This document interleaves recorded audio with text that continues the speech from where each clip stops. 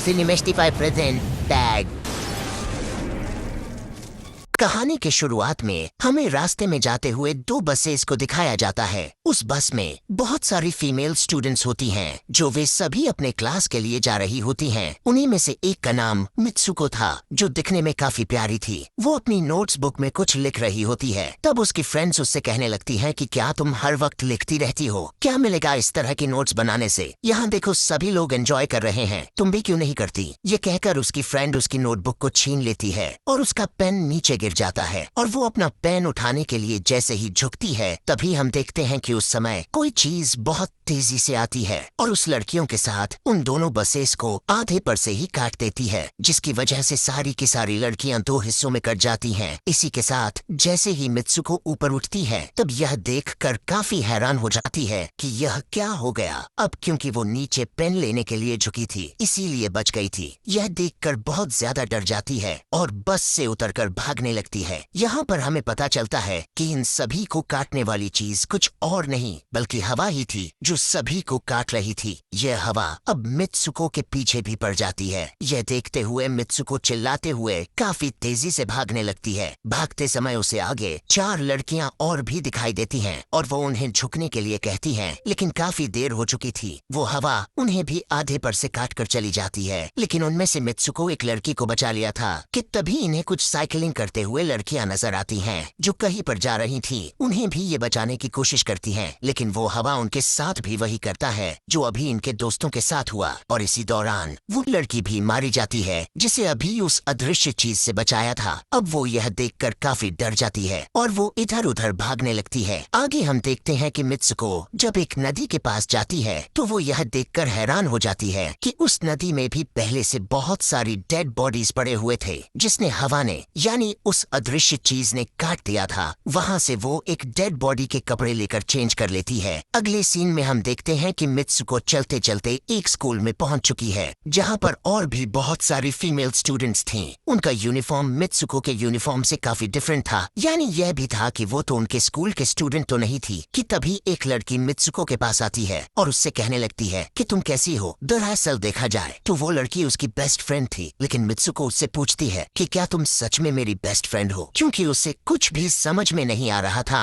कि उसके साथ हो क्या रहा है। वो काफी सदमे में थी। यहाँ पर हम यह भी जान पाते हैं कि मित्सुको और उसकी बेस्ट फ्रेंड काफी ज्यादा एक दूसरे को प्यार करती हैं कि तभी वहीं पर तेज हवा चलती है और मित्सुको डर कर बिल्डिंग के अंदर चली जाती है। उसकी बेस्ट फ्रेंड को कुछ भी समझ में नहीं आ रहा था कि ये हो क्या रहा है। वो मित्सुको से पूछने लगती है कि तुम इतना ज्यादा कांप क्यों रही हो और इतना ज्यादा डरी क्यों हो, तुम्हें हो क्या गया है। तब मित्सुको अपने बेस्ट फ्रेंड को सब कुछ बता देती है कि किस तरह से एक हवा का झोंका आया और उसके स्कूल के सभी स्टूडेंट्स को काट कर चली गई। यह सुनकर उसकी दोस्त उसे विंडो के पास ले जाकर उसकी हाथ बाहर निकाल कर कहने लगती है कि ये देखो, ये बस हवा है और कुछ नहीं। यहाँ पर मित्सुको के दिल को कुछ शांति मिलती है और इसे लगने लगता है कि शायद ये मेरा ख्वाब ही हो सकता है। जिसके बाद मित्सुको का बेस्ट फ्रेंड अपने दो और दोस्तों को लेती है और क्लास को बंद करने का प्लान बनाती है। जैसे ही ये चारों क्लास के बाहर जाने के लिए निकलने ही वाली होती हैं कि तभी वहाँ पर उनकी टीचर आ जाती हैं और उन्हें देख लेती हैं, लेकिन वो चारों वहाँ से भाग जाती हैं। वे चारों भागते भागते एक लेक पर आ जाती हैं। वहाँ पर मित्सुको की बेस्ट फ्रेंड अपने दोनों दोस्तों को भी उसके ख्वाब के बारे में बताती है। तभी उनमें से एक लड़की कहती है कि हो सकता है कि यह सच हो,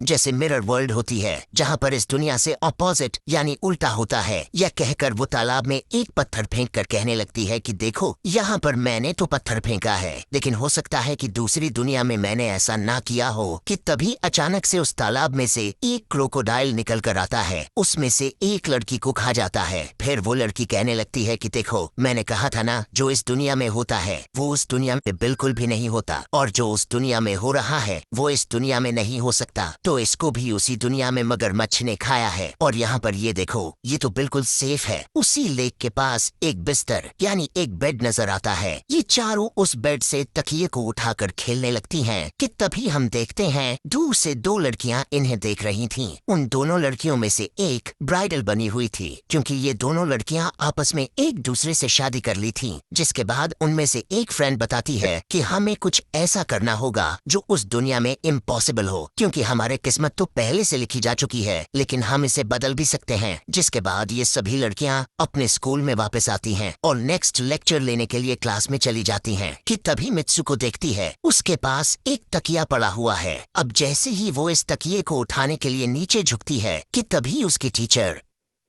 पूरे क्लास में गन से फायर करने लगती है और जैसे ही मित्सुको उस तकिए को उठाकर ऊपर देखती है तो उसके क्लास के सभी लड़कियां मारी जा चुकी होती हैं और यहाँ पर एक बार फिर वो बच जाती है जैसे पिछली बार अपने ड्रीम्स में बच गई थी। मित्सुको की टीचर उसके पास आकर कहती है कि तुम्हारी हिम्मत कैसे हो गई, इस क्लास को बंद करने की तुम्हारा भी मरना तय है। कि तभी उसी वक्त दो लड़कियां और आ जाती हैं और मित्सुको को बचाकर वहाँ से भागने की कोशिश करती है, लेकिन एक दूसरी टीचर वहाँ पर आकर उन दोनों लड़कियों को मौत के घाट उतार देती है। अब जितने भी स्टूडेंट्स की जान बच गई थी, मित्सुको उनके साथ बाहर भागने लगती हैं, लेकिन स्कूल की सभी टीचर्स उन सभी लड़कियों पर फायरिंग करने लग जाती हैं। अब यहाँ पर फायरिंग के दौरान सभी लड़कियां जैसे ही वहाँ से बाहर आती हैं, तो यहाँ पर हवा उन्हें काट देती है। यहाँ पर अब मित्सुको यहाँ पर एक बार फिर से अकेली रह जाती है और वो वहाँ से भागकर क्राउड एरिया से होता हुआ पुलिस स्टेशन में जाती है। वो वहाँ पर सब कुछ बताने लगती है। उसकी यह बात सुनने के बाद पुलिस वाली लड़की उससे कहती है कि लेकिन तुमने स्कूल वाली कपड़े तो नहीं पहने हुए हैं। और जब वो उसके सामने एक मिरर को रखती है तब मित्सुको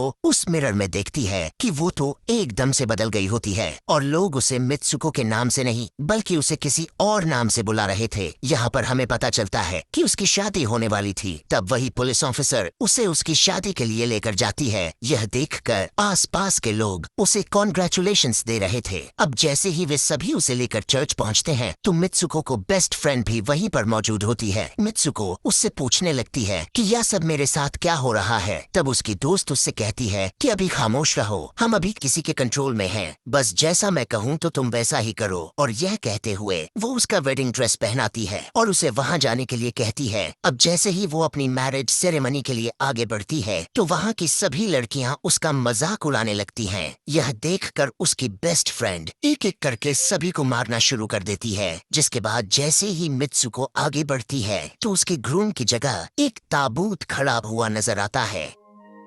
उस ताबूत को खोले जाने पर एक बड़ा पिग बाहर निकल कर आता है। मित्सुको उसे देखकर काफी ज्यादा डरने लगती है और एक टूटी हुई बोतल से उस पर अटैक कर देती है। जिसके बाद मित्सुको और उसकी बेस्ट फ्रेंड चर्च से भागते हुए बाहर आ जाती हैं। यहाँ गेट पर भी दो लड़कियां इन्हें रोकने की कोशिश करती हैं, लेकिन मित्सुको की बेस्ट फ्रेंड इन्हें मारकर वहाँ से भाग जाते हैं। उधर मित्सुको दूसरी तरफ भाग रही थी क्योंकि अब उसे लगने लगा था कि उसके साथ कुछ ज्यादा ही गलत हो रहा है। आगे जाने पर एक और मिरर में खुद को देखती है तो वो एक बार फिर से खुद को बदला हुआ पाती है। अब जिस जगह पर मित्सुको थी वहीं पर रेस हो रही थी कि तभी उसके पास कुछ लड़कियां आकर उससे कहने लगती हैं कि तुम तो बहुत अच्छी रेसर हो, खड़ी क्यों हो, भाग क्यों नहीं रही। और जब वो भागना स्टार्ट करती है तब वो खुद में काफी एनर्जी फील करने लगती है। जिसके बाद मित्सुको रेस जीतने की पूरी कोशिश करने लगती है। भागते समय उसे अपने डेड फ्रेंड्स भी नजर आती हैं जो कुछ वक्त पहले उसके स्कूल में मारी जा चुकी थी। कि तभी उसी वक्त उसकी बेस्ट फ्रेंड भी आ जाती है। तभी ये दोनों नोटिस करती हैं कि वही पिग और वो औरतें जिन्होंने इनको चर्च में रोक रही थी वो सभी इन्हीं के तरफ आ रही थीं।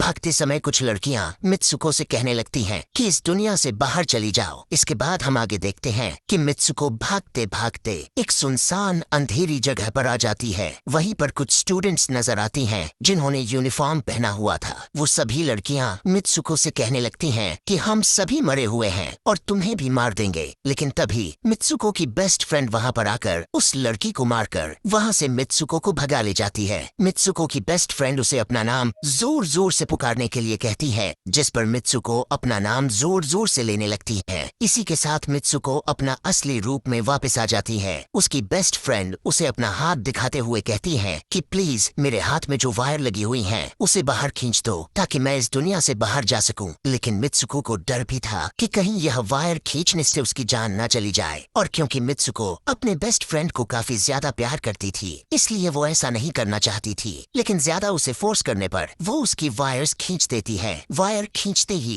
उसकी बेस्ट फ्रेंड की बॉडी दो हिस्सों में बट जाती है और तभी उसी वक्त उसे एक गेट नजर आती है। उस दरवाजे से बाहर आने पर वो देखती है कि अब वो आदमियों की दुनिया में आ चुकी है। वहीं पर उसके पोस्टर्स भी लगे हुए थे जिस पोस्टर को कुछ लड़के देख रहे थे। तभी एक लड़का मित्सुको के पास आकर कहता है कि तुम तुम फ्यूचर में हो। इस बात को सुनते ही वो बेहोश हो जाती है। कुछ टाइम के बाद जब उसे होश आता है तब वो आगे बढ़ती है। तब वो देखती है कि एक बूढ़ा आदमी गेम खेल रहा होता है और उसी गेम में मित्सुको वही कैरेक्टर नजर आती है जो अभी बनी हुई है। मित्सुको को देखते ही बूढ़ा आदमी कहने लगता है कि मैंने ही इस गेम को बनाया है और मैं ही हूँ जो तुम लोगों को कंट्रोल कर रहा हूँ। तुम तो बहुत पहले मारी जा चुकी थी, लेकिन मैंने तुम्हारा डीएनए लेकर तुम्हें फिर से बनाया। मित्सुको को जब यह बात सुनकर उसे पता चल जाता है कि यह एक गेम है तो उसे लगता है कि शायद मैं अभी भी अपने दुनिया में जा सकती हूँ। कि तभी उसी समय एक आदमी आता है और मित्सुको को अपने पास बुलाने लगता है। तब वो बूढ़ा आदमी मित्सुको से उसकी आखिरी लेवल को कंप्लीट करने के लिए कहता है। वो आगे बढ़ने लगती है कि तभी मित्सुको को अपने दोस्त की कही हुई बात याद आ जाती है